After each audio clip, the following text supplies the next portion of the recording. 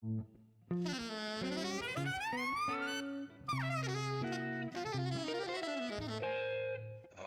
Jazz.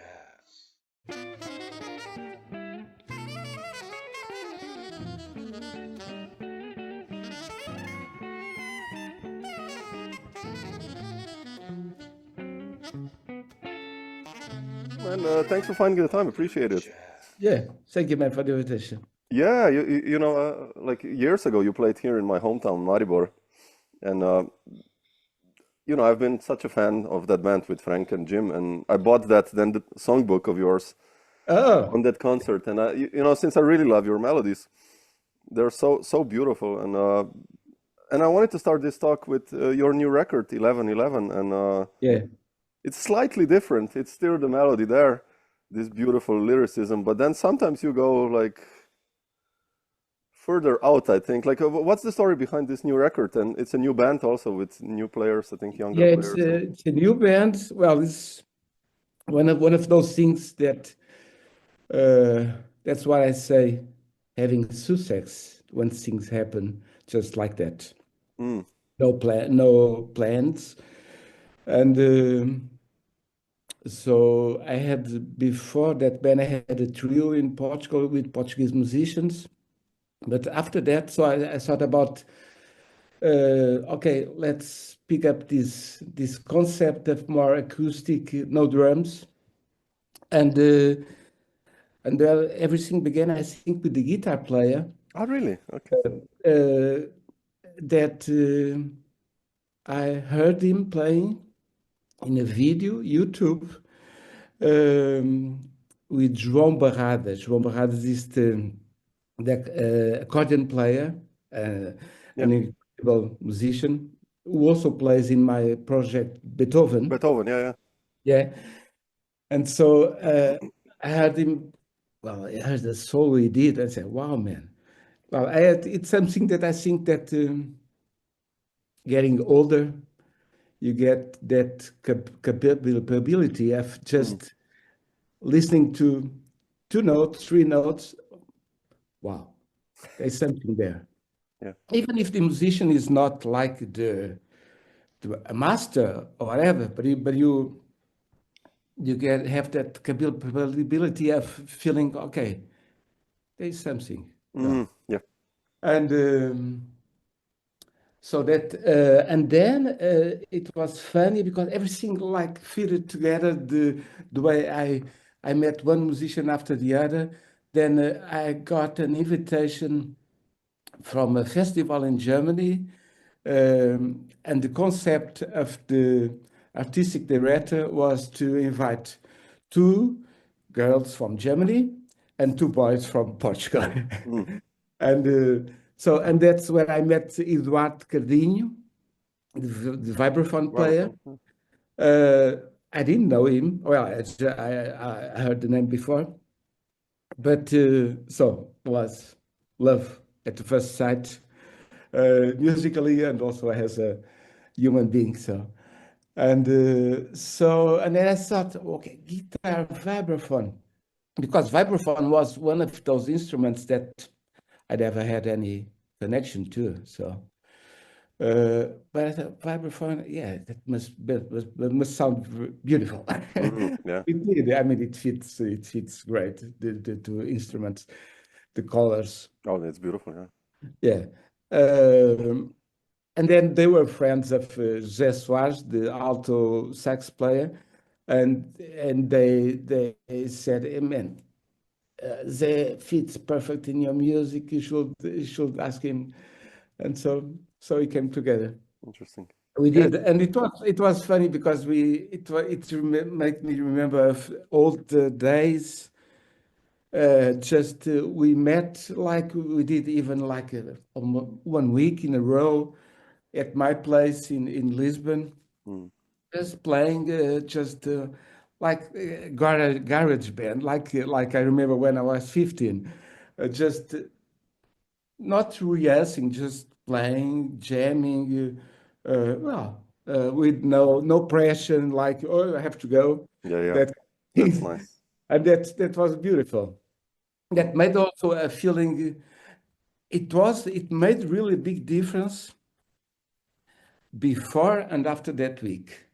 After that week, I organized the gig nearby just to be on stage, and it was a big difference. The way things happened, like arrangements that just happen on stage. Mhm. That kind of thing. You have the freedom,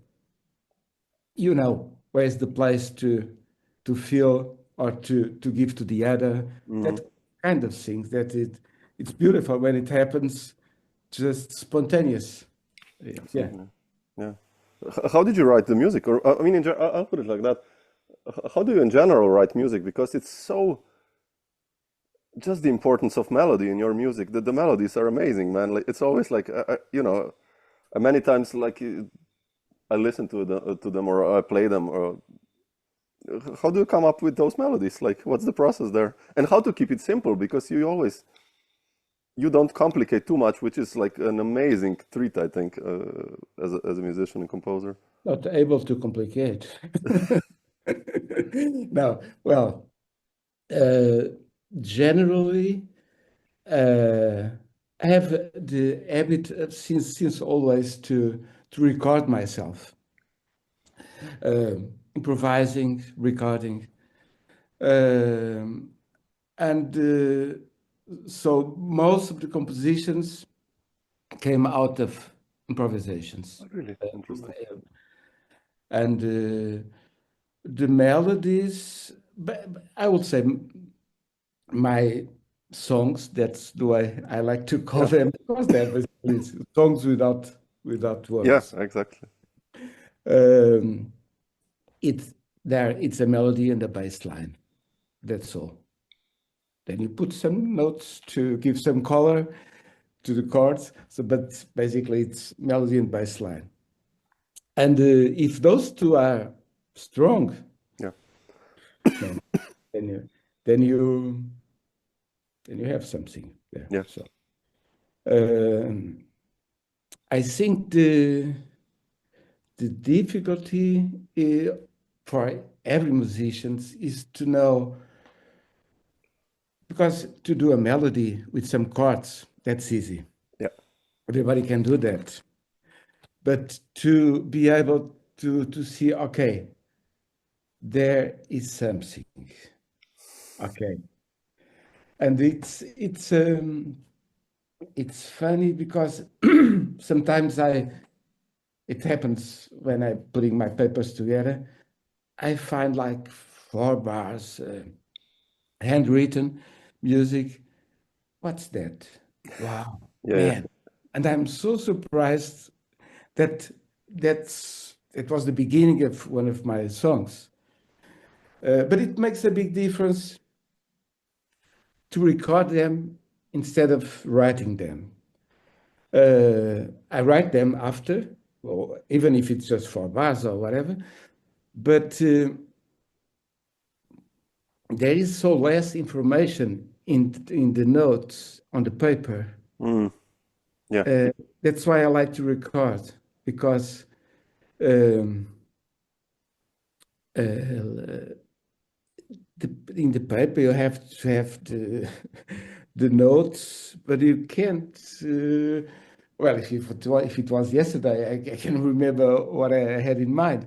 But if it's like something that was played months before or 1 year before, I can't remember exactly. So that's a good thing about recording and listening, because okay, that's what I meant. So like that, and yeah, but it's basically that. It's just improvisation. Sometimes, well, I remember all the days with a Walkman.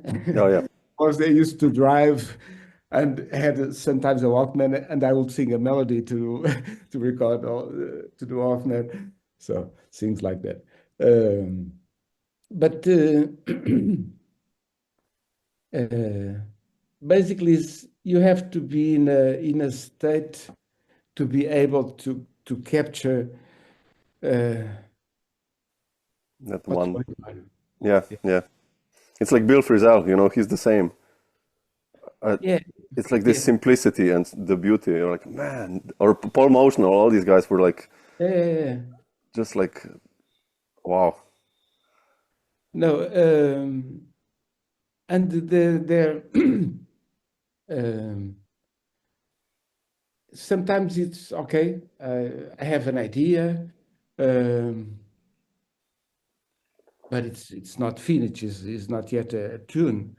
But things happen like I remember, for instance, the tune that gave the title tune of my last record, 1111. Hmm. That piece had a part, well, that idea, that melody, and the B part happened. Well, I made a session here at my place in Berlin with Daniel Edman, Hmm. the tenor Yeah. sax, and free improv, and that melody came out around the same time. So, and then, well, I had that thing of, wow, man, that's a B part. That's a perfect Mm. part. Even I didn't have to change the tonality. Nothing was there like that. But it's yeah, those things that you have to be somehow in that state of Aware. Yeah. be able to catch things that are there. Yeah. It's also like with the simple melodies. It's also the same thing. I mean, it's like I remember after when I came to Germany to study. There was a street I used to walk in Lisbon every day, going to the music academy. And 1 year after, when I went back to Lisbon, man, the same street was completely different. I discovered things that I never saw before. So it's like things are there. You Yeah. have just to be able to to To discover. recognize them and discover them. Yeah. Yeah, yeah, Yeah. Yeah. yeah. How come you went to study to Germany? Because you know, now in Portugal, there are so many musicians and fantastic players, and it's a really strong scene, I think, with musicians wise. I guess, you know, way back in the 80s and even further back, it wasn't so strong. But how come there was no chance to study in Portugal? Or Well, I studied classical music. okay, I didn't know that. Uh, and yes, it was the prize from my parents when I went to the university. They said, "Okay, you always wanted to study music, so we pay you to study." But it wasn't supposed to be my what I will do later on. So, but I said no, that's what I want. That's what I want. So and so also that I played the double bass, but just by case like that. I went to the music academy. I didn't know which instrument, and I went to the in the auditorium. That was at those days. That was the class for double bass.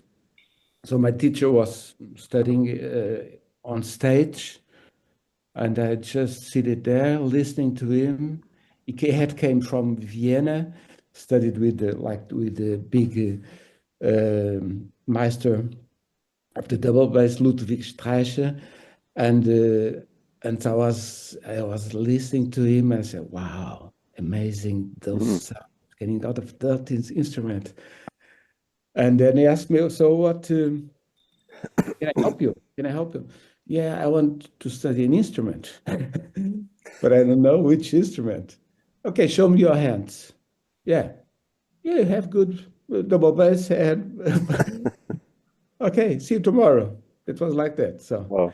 so that's also why my approach to the instrument is a little bit different than other bass players. Yeah. It's the melodies, it's the sound. So I learned a lot studying classical music because I didn't want to be a. I loved well when I heard jazz for the first time. I felt in love, but When was that? You remember? it was in there were those festivals in Cascais, really Yeah. major festivals. Miles Davis played there, Duke Ellington. Well, everybody played there, and I went there also as a kid because in those days that was also the time of the fascism in Portugal. So there were no concerts, either rock or jazz, nothing. Yeah. If when one concert happened, everybody went there. There was no difference between if you were a jazz or a rock fan. It was just happening. So, went there. And so that was the first time I was listening to jazz. And I loved that energy. And yeah, it was so honest. That's what I felt. Wow, man. Yeah. But then after that, so I began studying classic. At the same time, the jazz school had opened, the Hot Club Jazz School had Oh yeah. opened. And I also went there, but I left like 3 months later. It was like for me like learning Chinese without understanding what it means. I wasn't ready for it. So I think I have to learn the instrument, and the best way is in the classical way, because there are people who lost many years to play it in an easier way. And yeah, and you know, to be a good musician, you have to learn music more than the instrument. You have to there's that sense to be a good. Easily, you can be a good guitar player if you are a good musician, not the other way around. Yeah. And so my school was the classical school, but jazz I was since the first day when I got a double bass, I was improvising free. So Okay. I had a fellow who lived nearby, and the drummer, and you were playing every day, like improvising. So whatever, having fun. So and then at a point in one summer there was some international courses where Ludwig Streicher, the master, was the teacher. And I met some students from Germany. And we had some small talk, and they said, hey, you should study with our teacher. He's great. You should come to Germany. Yeah, and I said, yeah, that kind of small talk. Yeah. Still big red, blah, blah, blah. Um, and then one of them, so one girl called me. It was like, I think, beginning of September. I was still having fun, beach, yeah, Portugal, and said, yeah, you have to come. They made an exception, and you have to come to do the admission. I said, what? What shall I do now? My parents were at those times, they were not in Portugal. I asked my grandparents, can you borrow me some, can you give me some money? I bought the Interrail. Oh shit, yeah, exactly. Interrail, double bass, one of those things you do when I sing today. Wow, man. That you just like that, you take train to Germany, Würzburg, didn't speak any German. Oh shit, man. Okay. like that. It's that spontaneity is that like, okay, yeah, let's go. Well, but then I had no money to stay, so I came back to Portugal and I asked for a scholarship. Next year, I got a scholarship and I went to There. Würzburg. And it was funny that that teacher I was supposed to study with. He left to another school, so his best student took his place, and he was a Japanese. So my teacher in Germany Was it was Japanese? Japanese, It's bizarre. and but we understood each other very. It was a good thing. Yeah. Amazing, man. Did you then in Germany, in Würzburg, meet Frank Möbus also? Yeah. Or, Yes, and then when that's the way it.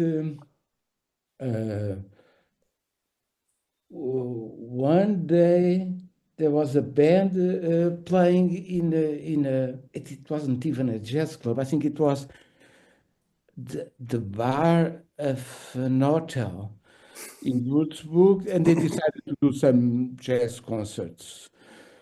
And there was a band playing with young American guys, and the guitar player was Frank Mobus.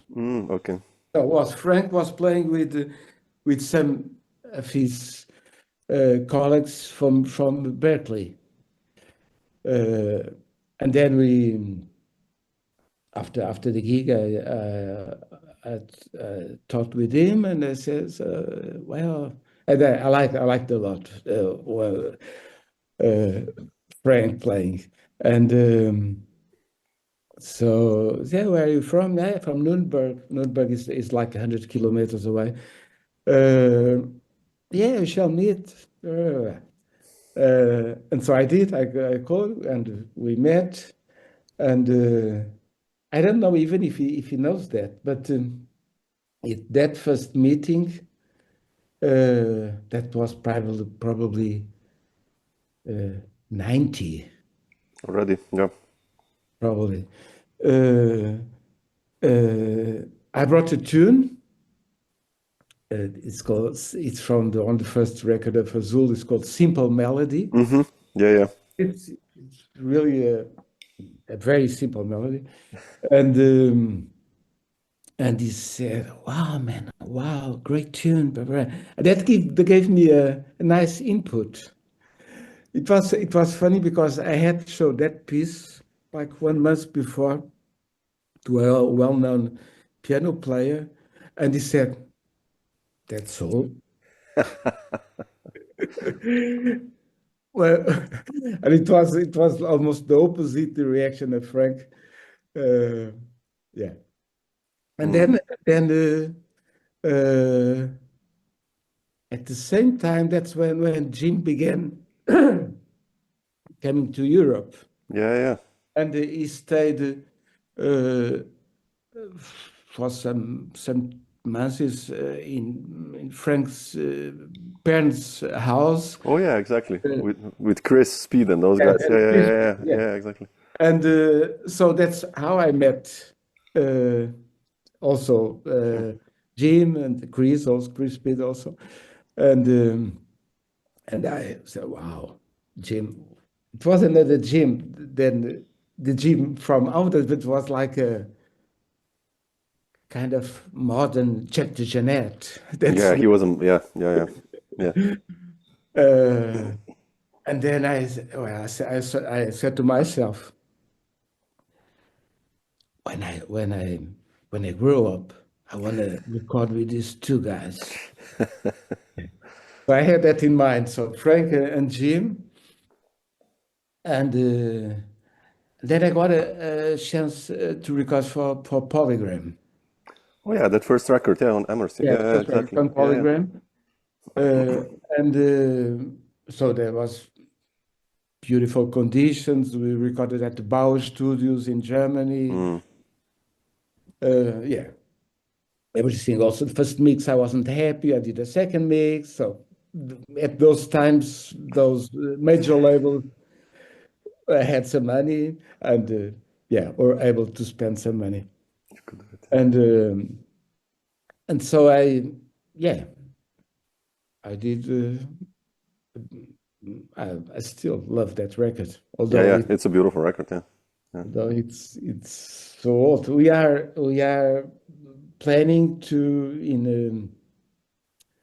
in 26 to do some tour. Oh, it's gonna be 30 years. Yeah. Yeah, it will be 30 years of that record came out. So Beautiful. and it's funny how three musicians so different.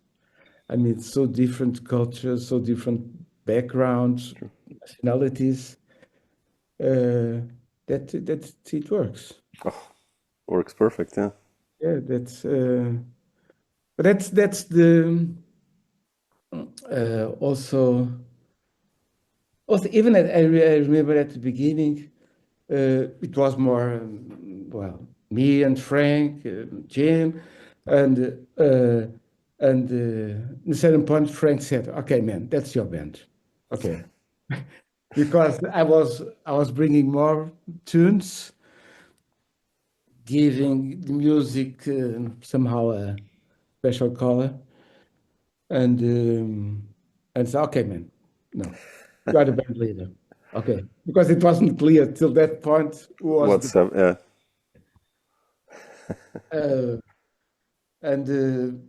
but it's nice because I like that thing of having several layers Yep. in the music. I think that's beautiful when you man, with my music you have a nice melody, but it's not the other ones are not playing also that beauty, Yeah.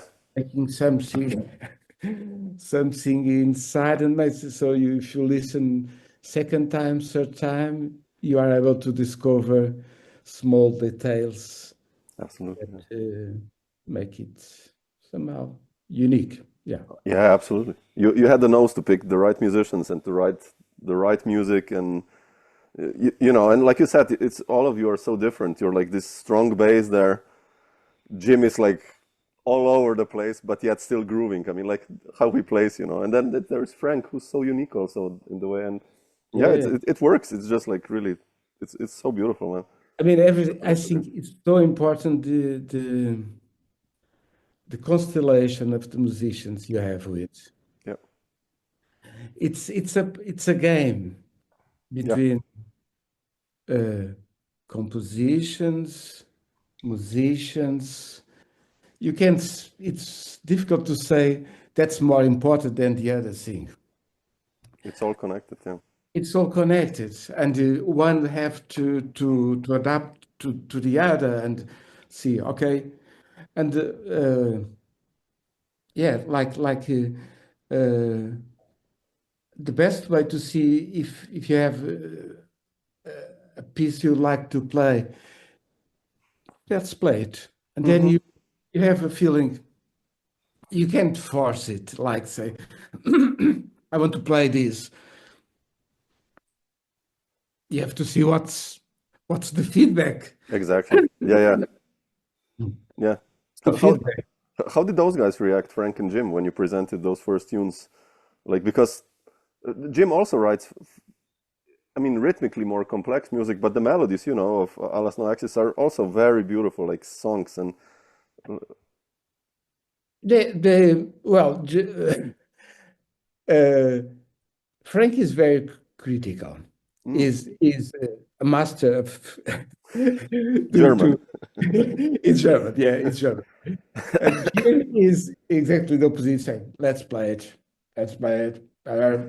American, yeah. American, yeah. And well, a lot of tunes we played was because Jim said that. Because and that's also my conception, you know, in nowadays. It's just let's play it.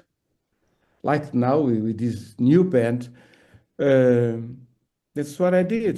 There were pieces who I left. We didn't play because somehow there was nothing happening. Really. I didn't have that feeling. So, but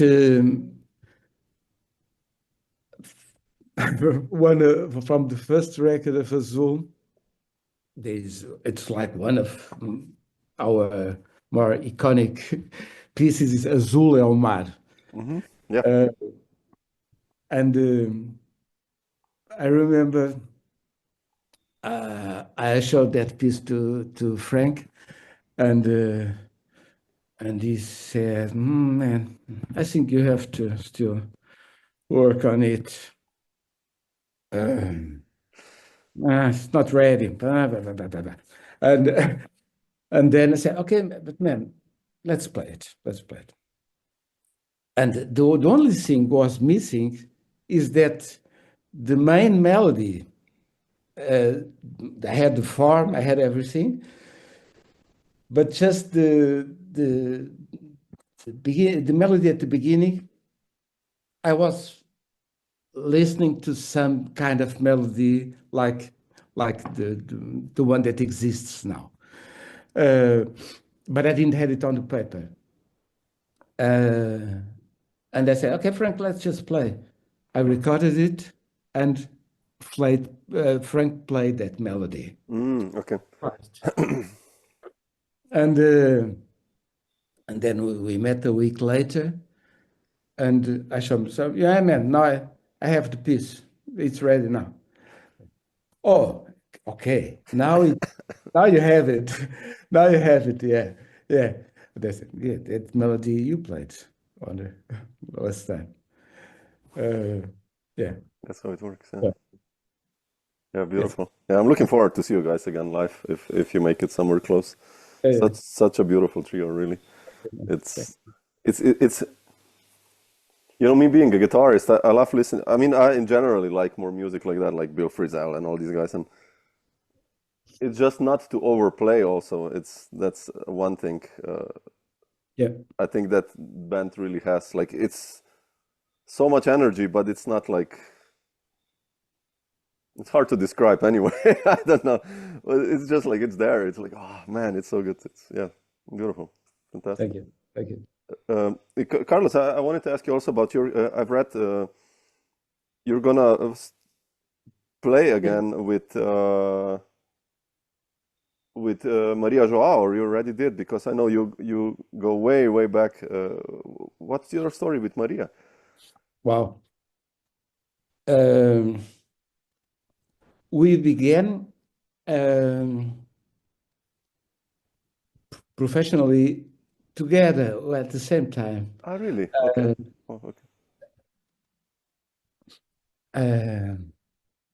So I was finishing my studies in Germany. And then it's a funny story. There was an announcement in a jazz magazine. It's hard to believe that thing was like that. A booking agency looking for musicians, for bands. That would be nice now also. Wow. And it was a booking agency who had opened some months before in Bremen. Yeah. And I participate as a student in a workshop given by French musicians about Thelonious Monk music in Bremen. And so I'm there in Bremen. I go direct. I go direct to the address. And so I went there with a cassette with some tunes that Maria João from her first record. And I choose like the best singing standards. I choose like the best ones. And even those were not really good. Sometimes she was out of tune, and when I knew the spots where she was out of tune. So at that spot, I would ask the guy something to distract him. So, and we said, well, she has a sexy voice. Yeah, can do. Yeah, okay, let's work together. So we had the first tour was 24 gigs in 5 weeks. Oh man. That's 24 gigs in a row in 5 weeks. And then I played. We played together, different musicians, constellations. The last one was with, it was the record that came out on Angel Records. Wait, Sol, right? No, yeah. Oh, yeah, yeah, Sol. yeah. And that was It's a nice record. Matthias Winkelmann was the boss. He said, yeah, I should do something with Portuguese musicians. He said to Maria. It was, that was the idea of doing a kind of, not world music, but going a bit in that direction. So, and then we played quite a lot all over. And then that's when I moved to Berlin. That was 94. Okay. 90. Yeah, exactly, 94. Okay. And then I had some gigs here. It was completely different. Berlin than now. Yeah. Oh, yeah. And then, and at the same time, there was some concerts that I had with Maria. So, but I had those gigs fixed in Berlin. And I said, okay, now it's the time to decide what I want to do. And I said, okay, we split. So, Oh wow, okay. so it was that kind of decision to be the bass player of the singer, Or to be do a band leader. Yeah. or to do your own stuff. That was yeah, good decision. I began writing more music, and then I did the first Azul records. Azul. Yeah. Everything came one after the other, very Interesting. in a natural way, and some years ago, I heard Maria singing, and I said, "Wow, great singer! Wow." I mean, she can improvise better than many others. Yeah. Because she's a natural talent. She doesn't know anything about music. Oh, really? I don't know. She Wow. doesn't know Okay. anything. Wow. But she has great ears. Great ears. Yeah. Great ears.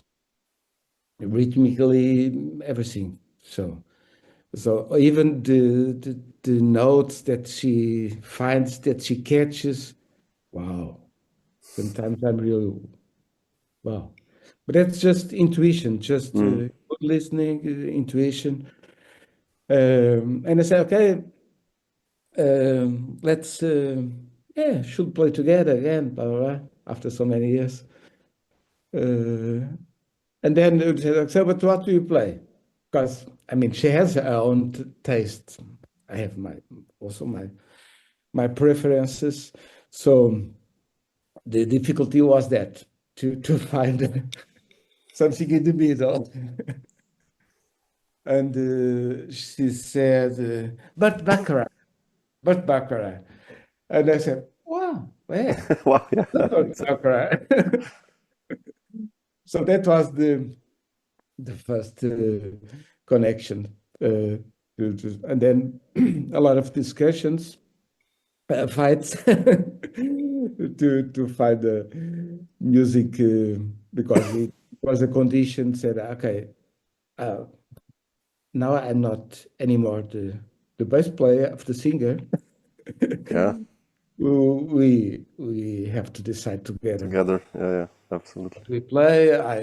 I don't want to play stuff that I don't like, and then we came to this final product, the record that was recorded live, several cities in Portugal, Spain. I think it's a nice document. Yeah. Interesting. Yeah, because you were like some of the first Portuguese musicians that I heard. You and Maria and Mario Laguinha and all Yeah. these.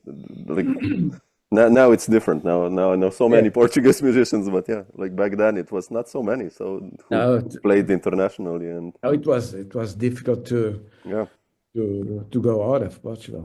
yeah, Yeah. exactly. Yeah. You're stationed in Berlin now, or are you basically half Portugal and Berlin, or? I would say less time, like 50-50. Oh, okay. Interesting. Uh, That's how you connected with Aki also, right? Probably. yes. Yeah, okay. I love the track record you did. Yeah. Yeah. It's a nice band, like a nice mix of players. Like wow, Yeah. beautiful. Yeah. Carlos, not to take too much of your time. Like, what's still on in the upcoming months or weeks? What's your plans or schedules? Do we have some tours, gigs coming up, or? I have just a few gigs with Maria in Portugal Oh, okay. next in December. That's for now. Then I have to keep working on my second songbook. Yay. Uh, it's yeah, I already did Beautiful. something. And yeah, and also making some. I played like 2 weeks ago for the first time with João Barradas, the accordion player, Mm-hmm.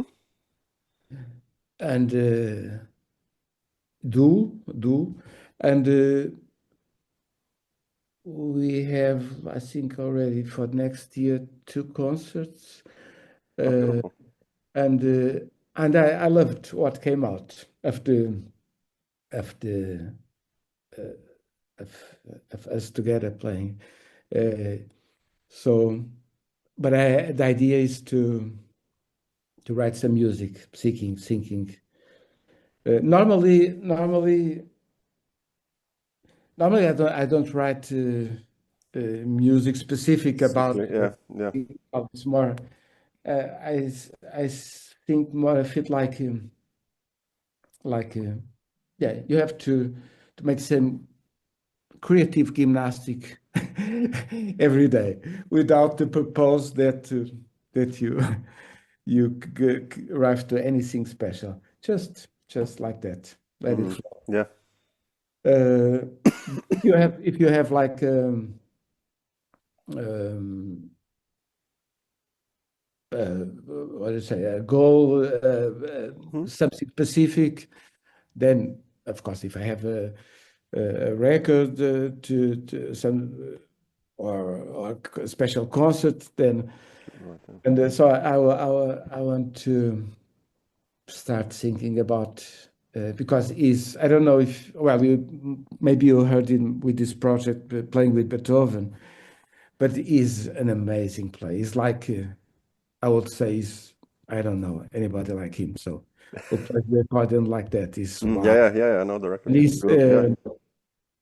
and he is able to play any classical stuff, but high quality and free improv. Is amazing. So I'm looking forward to start working in these ideas to do with him. Yeah, and also with the new quartet. We are looking forward to play again. Next year we'll have several concerts, Fantastic. and I hope also to be touring in Europe. Yeah, Beautiful, man. Fantastic. Keeping Yeah. active. Yeah. Beautiful, man. Yeah. Yeah. Carlos, I'll let you go to ease your voice also and my voice actually. Yeah. But it was so nice to hear you, talk about these things, and My pleasure. My really pleasure. beautiful. So.